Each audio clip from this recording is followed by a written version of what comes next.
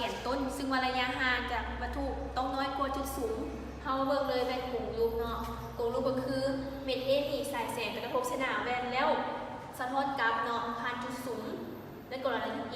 ที่2ก็คือเฮาสายอันเม็ด A นี่นะสายแสงไปกระทบสนามแวนแล้วมันผ่านไปแล้วมันไปตัดแสงไปผ่านยูเมนซีแล้วก็สะท้อนอันซึ่งว่าแสงจะทอดกลับมาใส่แวนคือเก่าเขาจะหมายเป็นแล้วต่อมาเนาะส่วนทางหลังแวนเนาะมันจะแกนยาวมามันจะเกิดเป็นรูรวงเขาจะหมายเป็นเม็ด A ขีดแล้วเม็ด A ขีดนี่สายไป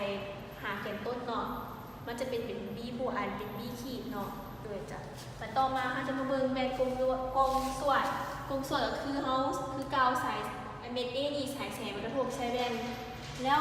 มันสะท้อนกลับขึ้นมาต่อมาเนาะแล้วเม็ด A นี่สายแสงไปสะท้อน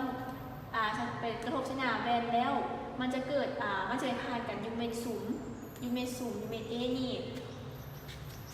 ตัวที่2เม็ดขอ A นี่วัตถุ A นี่สายแสงไปก็ไปกระทบสนามแวนโดยผ่านจุด C ซึ่งว่ามันจะเกิด